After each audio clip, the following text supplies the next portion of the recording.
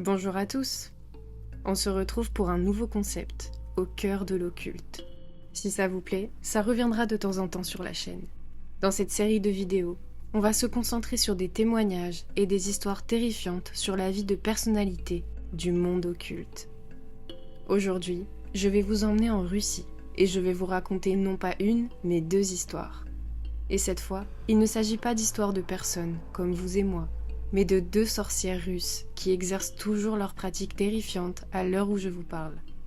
Il s'agit de Jana Kouchnir, une sorcière dont les pouvoirs ont fait trembler toute la Russie, et Alena Pauline, une sorcière très active sur les réseaux sociaux, et notamment TikTok et YouTube. Ces deux sorcières sont notamment connues pour leur lien étroit avec le président russe Vladimir Poutine. Je pense que je vous en ai assez dit, alors si vous aimez cette vidéo un peu spéciale, n'oubliez pas de liker et la partager autour de vous, et dites-moi ce que vous en pensez dans les commentaires.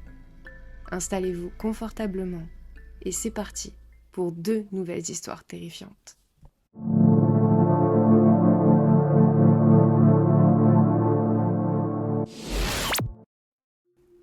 Pour comprendre Jana Kouchnir, il faut d'abord remonter dans le temps et découvrir l'histoire de la magie en Russie.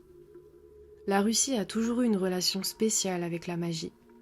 Dès le Xe siècle, alors que le christianisme prenait racine, les Russes utilisaient des rituels magiques pour se protéger. Ils invoquaient les esprits de la nature pour les aider dans leur vie quotidienne. Les chamans et les sorcières étaient des figures respectées, capables de guérir les maladies et de prédire l'avenir. Les habitants des zones rurales croyaient fermement en ces pratiques. Ils utilisaient des amulettes, des herbes et des incantations pour éloigner le mal et attirer la chance. Malgré les efforts de l'Église pour éradiquer ces croyances, la magie a survécu et elle est devenue une partie intégrante de la culture russe. Au Moyen-Âge, la magie était déjà omniprésente dans la vie des Russes. Les chamans jouaient un rôle central dans les communautés. Ils pratiquaient des rituels pour guérir les maladies, protéger les récoltes et prédire l'avenir. Les amulettes et les talismans étaient utilisés pour se protéger contre les mauvais esprits et attirer la chance. Avec l'avènement du christianisme, l'Église a tenté de supprimer les pratiques magiques. Cependant, ces efforts ont souvent échoué, car les croyances païennes étaient profondément enracinées. Les Russes continuaient à utiliser des rituels magiques, mais de manière plus clandestine. Les sorcières et les guérisseurs étaient consultés en secret, et leurs connaissances se transmettaient discrètement, de génération en génération. Pendant l'ère soviétique, l'athéisme d'État a tenté d'éradiquer toutes les formes de religion et de superstition. Les pratiques magiques ont été fortement réprimées et de nombreux chamans et guérisseurs ont été persécutés. Cependant, même sous la répression, la magie n'a pas complètement disparu. Elle s'est simplement réfugiée dans l'ombre, attendant des temps plus propices. Avec la chute de l'Union soviétique, la magie a fait un retour spectaculaire en Russie. Les gens, qui cherchaient des réponses à leurs problèmes dans un monde en rapide changement, se sont tournés vers les anciennes traditions. Les marchés se sont remplis de livres sur l'occultisme et les guérisseurs spirituels ont vu leur popularité augmenter. Les pratiques de divination, comme la lecture des tarots et des runes, sont redevenues courantes. Jana Kouchnir est née dans un petit village, en Russie. Sa famille croyait profondément en la magie et les superstitions. Dès son plus jeune âge, Jana a été exposée à des histoires de magie et de rituels. Quand Jana avait 4 ans, sa grand-mère est décédée à l'hôpital. Le lendemain matin, Jana s'est réveillée en hurlant. Sa famille, qui ne comprenait pas ce qui se passait, l'a emmenée à l'hôpital. Ils ont alors découvert que la grand-mère de Jana était morte exactement à l'heure où Jana s'était réveillée en criant. Cet événement étrange a marqué le début de nombreuses manifestations paranormales dans la vie de Jana. Imaginez la scène, une petite fille effrayée, criant à plein poumon, et une famille déconcertée, essayant de comprendre ce qui se passait. Cet incident a été le point de départ de l'éveil de Jana à ses pouvoirs hors du commun. En grandissant, Jana a commencé à voir et entendre des choses que les autres ne pouvaient pas percevoir. À l'âge de 9 ans, elle parlait aux arbres et aux animaux, affirmant qu'ils lui répondaient. Sa famille, qui ne savait pas quoi faire, était de plus en plus inquiète. À l'âge de 12 ans, Jana a commencé à faire des rêves où elle voyait des membres de sa famille décédés. Ces rêves étaient si réalistes qu'elle pouvait décrire chaque détail. À 13 ans, Jana a réalisé que ce qui lui arrivait n'était pas normal. Elle entendait des voix et elle avait des visions. Ces expériences l'ont poussée à chercher des réponses. Les rêves de Jana étaient si précis qu'elle pouvait nommer chaque personne qu'elle avait vue. Son père, effrayé par les détails qu'elle décrivait, a commencé à croire qu'il se passait quelque chose de surnaturel. Jana voyait des membres de sa famille décédés lui parler dans ses rêves, demandant qu'elle transmette des messages à leurs proches. Les entités que Jana voyait dans ses rêves lui demandaient d'apprendre la magie. Elle lui disait que pour comprendre ses visions et maîtriser ses pouvoirs, elle devait s'initier aux arts occultes. Sans autre option et cherchant désespérément des réponses, Jana a commencé à suivre leurs instructions. Elle a plongé dans des livres de magie noire, étudié des rituels anciens et effectué des incantations pour invoquer des esprits. Ces livres, souvent poussiéreux et écrits dans des langues anciennes, étaient remplis de symboles et de diagrammes complexes. Ils décrivaient des rituels pour communiquer avec les esprits, des sorts pour influencer le destin et des formules pour conjurer des entités puissantes. Jana a rapidement découvert qu'elle avait un talent naturel pour la magie. Elle pouvait communiquer avec des esprits, prédire des événements futurs et même influencer le comportement des gens autour d'elle. Ses compétences en magie étaient remarquables et elle maîtrisait rapidement les rituels et les incantations les plus complexes. Elle était capable de ressentir les présences invisibles et de canaliser leurs énergies pour réaliser ses sorts. Ses talents ne sont pas passés inaperçus. Les rumeurs de ses capacités extraordinaires se sont répandues, attirant l'attention de personnes influentes en Russie, y compris des politiciens et des personnalités du pouvoir. Imaginez la fascination et la peur de Jana découvrant qu'elle pouvait réellement influencer le monde autour d'elle. La possibilité de contrôler le destin des autres, de voir l'avenir et de communiquer avec des esprits faisait d'elle une personne précieuse mais aussi dangereuse pour les politiciens. Ceux qui cherchaient à exploiter ses capacités la considéraient comme un atout puissant, mais aussi comme une menace potentielle s'ils ne pouvaient pas la contrôler. Cependant, la pratique de la magie noire n'est pas sans danger. Jana a rapidement découvert que les esprits qu'elle invoquait avaient leurs propres rituels. Ces entités n'étaient pas simplement des serviteurs obéissants. Elles avaient des attentes et des exigences. Elles lui demandaient de réaliser des tâches de plus en plus sombres et dangereuses. Pour prouver sa loyauté et obtenir leur aide, Jana a dû faire des sacrifices. Ces sacrifices n'étaient pas symboliques. Ils impliquaient souvent des actions effrayantes et sanglantes. Elle a dû offrir des animaux en sacrifice, répandre leur sang dans des rituels élaborés et effectuer des cérémonies dans des lieux sombres et isolés comme des cimetières. Les rituels se déroulaient souvent la nuit, sous la lumière des bougies, avec des incantations chuchotées. Les sacrifices étaient souvent terrifiants. Chaque rituel était une épreuve de plus pour elle, testant sa volonté et sa détermination. Les esprits qu'elle invoquait exigeaient des preuves constantes de son engagement envers la magie noire. Chaque succès renforçait ses pouvoirs, mais aussi l'isolait de plus en plus des gens normaux, qui n'étaient pas comme elle.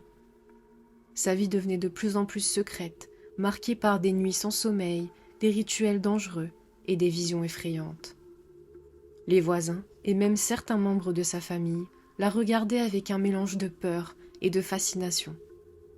Jana devenait de plus en plus isolée, mais elle sentait que son chemin était déjà tracé. Cette immersion profonde dans la magie noire a fait de Jana une figure puissante, mais également vulnérable aux dangers invisibles de l'occulte. Sa quête de compréhension et de maîtrise de ses pouvoirs a ouvert des portes qu'elle ne pouvait plus refermer, la conduisant toujours plus loin dans un monde de mystères et de périls. C'est ici que l'histoire devient encore plus intéressante. Selon certaines rumeurs, Jana aurait travaillé pour Vladimir Poutine lui-même. Bien qu'elle n'ait jamais confirmé cette information publiquement, beaucoup de gens croient qu'elle a conseillé le président russe sur des questions de sécurité et de protection. Cette connexion a renforcé sa réputation en tant que sorcière puissante et influente. Jana aurait utilisé ses compétences magiques pour protéger des personnalités politiques et influencer des événements politiques. Elle aurait également aidé à sécuriser les positions de pouvoir de certains politiciens en Russie. Cette influence dans le monde politique russe a fait de Jana une figure clé dans l'ombre, travaillant discrètement, mais de manière très efficace. Imaginez le pouvoir d'une sorcière capable de protéger ou de détruire des carrières politiques. Les politiciens cherchaient désespérément à obtenir son aide pour rester au pouvoir ou éliminer leurs ennemis.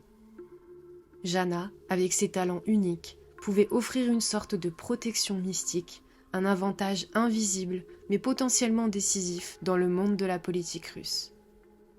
Bien sûr, cette connexion avec Poutine et d'autres politiciens a suscité beaucoup de controverses. Beaucoup de gens sont sceptiques quant à ses capacités et doutent de l'authenticité de ses affirmations. Cependant, les témoignages de ceux qui ont travaillé avec elle et les résultats qu'elle a obtenus sont difficiles à ignorer.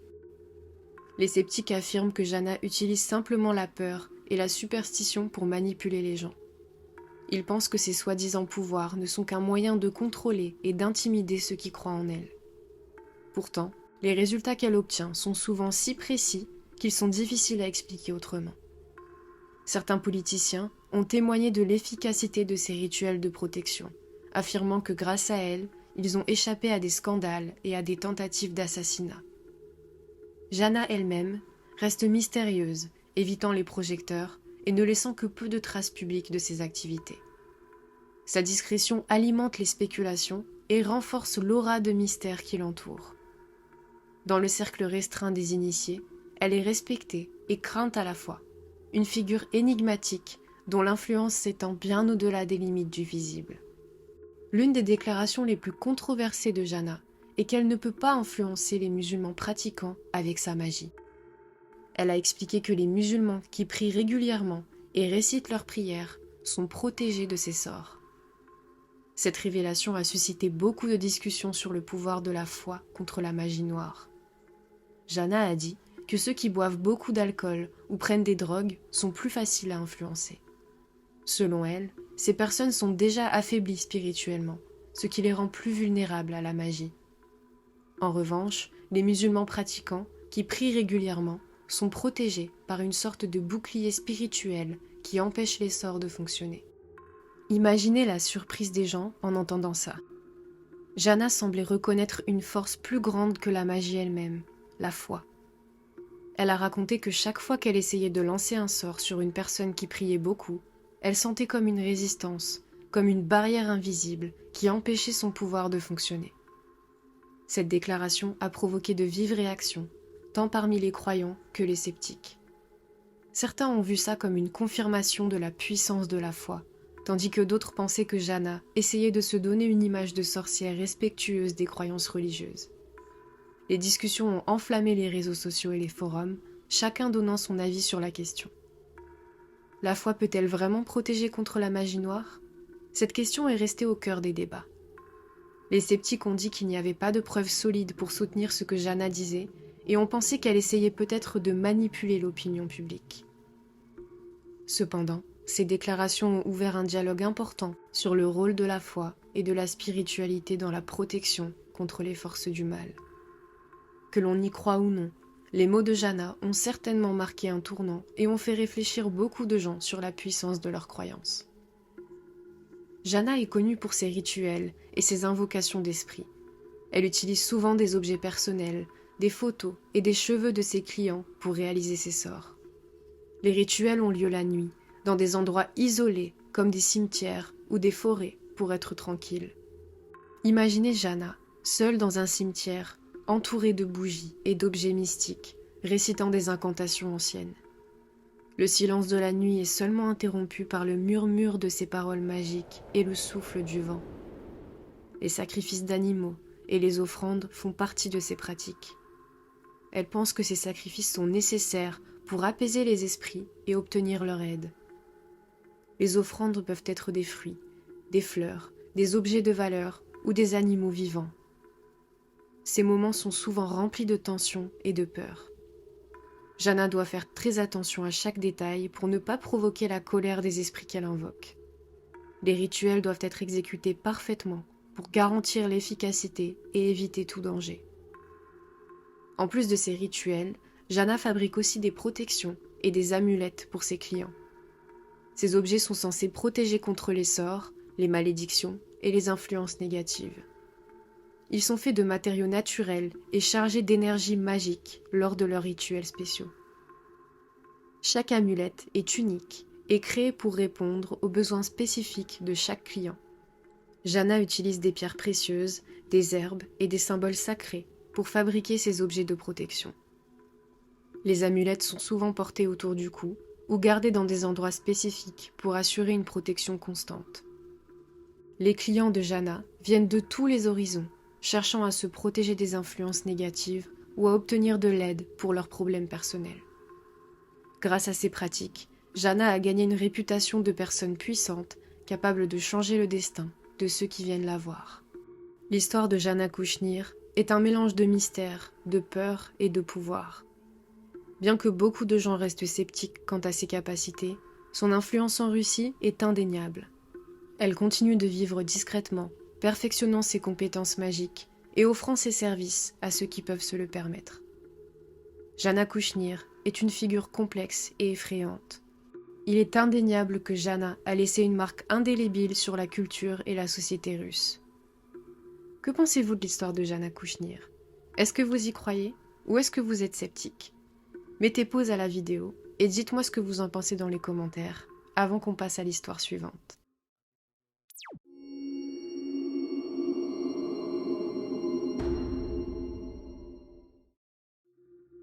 À présent, passons à notre seconde histoire. Plongeons maintenant dans l'histoire fascinante et controversée d'Alena Pauline, la sorcière moderne qui a captivé la Russie avec ses rituels occultes et ses liens étonnants avec Vladimir Poutine. Préparez-vous à découvrir des détails incroyables sur son exorcisme en direct, son arrestation dramatique et ses pratiques magiques pro-gouvernementales.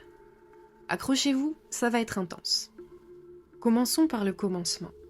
Qui est Alena Pauline? De son vrai nom Yelena Sulikova, Alena est une sorcière moderne et la fondatrice de l'empire des sorcières les plus puissantes. Mais ce n'est pas tout.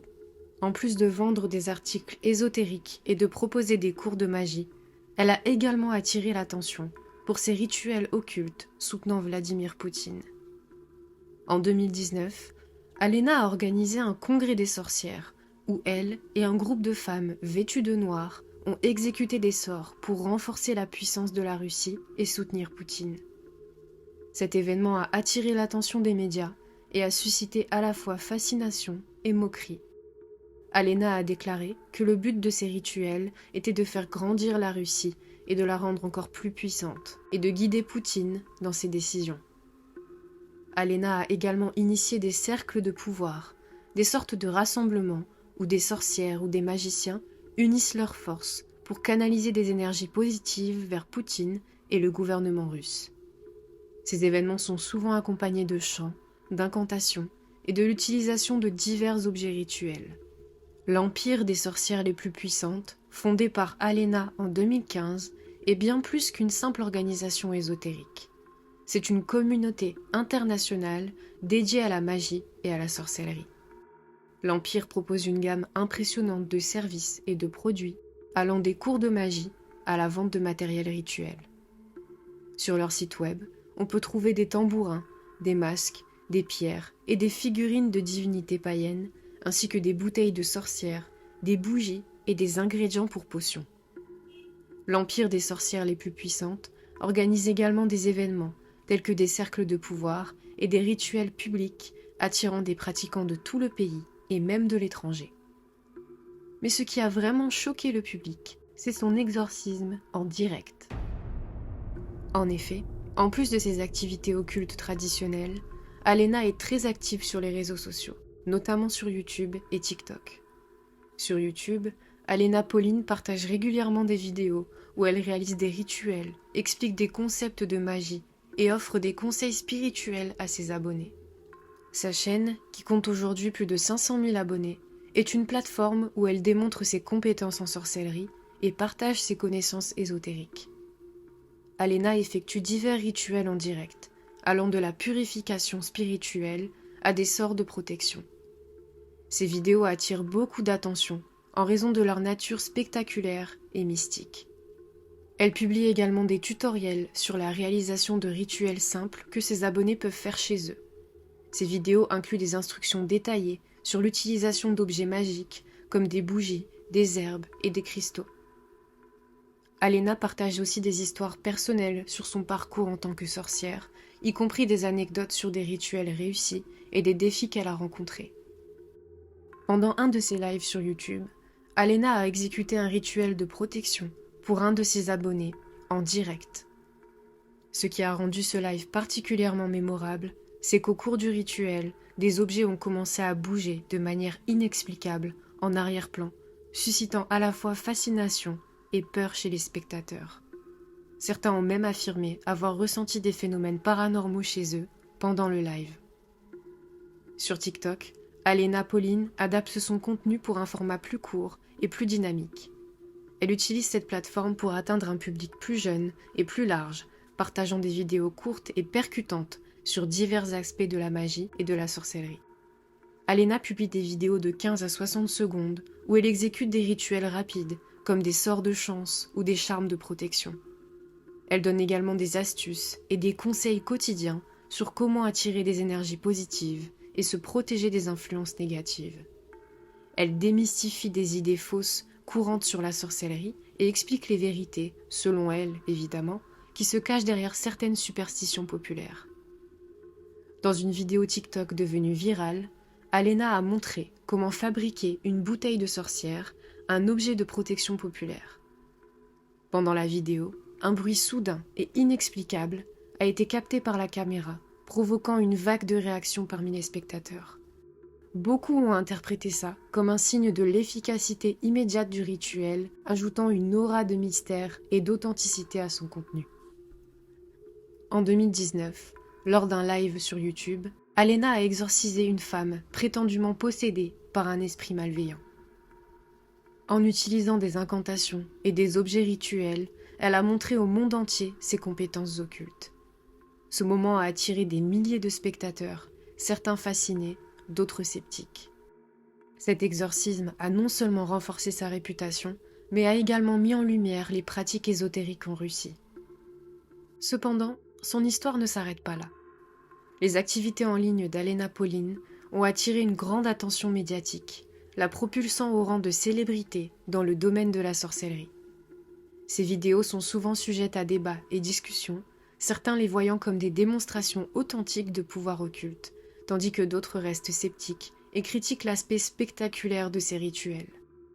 En juin 2024, les choses ont pris une tournure dramatique pour Alena. Elle a été arrêtée par les services de sécurité russes, le FSB, sur des accusations d'extrémisme et d'offense aux sentiments religieux des croyants. Lors d'une perquisition à son domicile, les autorités ont découvert des poupées vaudou, des bougies noires et des figurines de démons.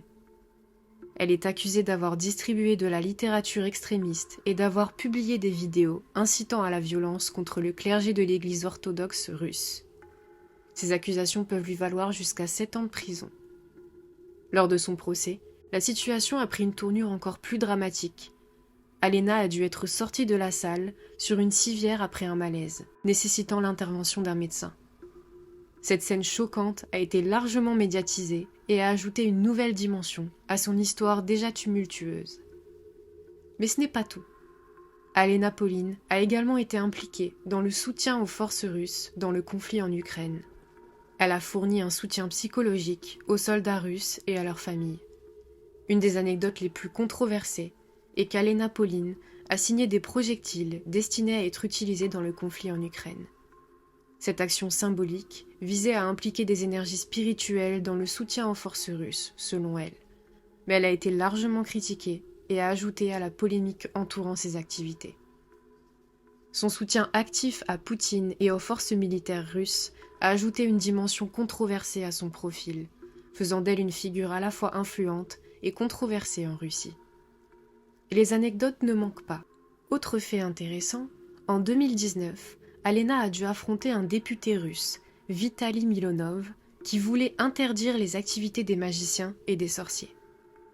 Alena a non seulement gagné le procès, mais elle a également réussi à attirer l'attention sur la nécessité de réguler les pratiques magiques en Russie, montrant sa capacité à influencer même le cadre législatif. En dehors de la magie, Alena gère plusieurs entreprises, dont un réseau de 4 magasins de matériel occulte et un centre de parapsychologie. Elle a également fondé l'Université de la magie et de la sorcellerie en banlieue de Moscou, où elle continue de former de nouveaux adeptes. Alena Pauline est une figure complexe dont les liens avec Vladimir Poutine et le gouvernement russe montrent comment les pratiques occultes peuvent être intégrées dans le tissu politique et social d'un pays. Entre ses rituels occultes, son exorcisme en direct, son soutien à Poutine et son arrestation dramatique, son histoire est un mélange captivant de mystère, de pouvoir et de controverse. Et vous, qu'est-ce que vous en pensez ?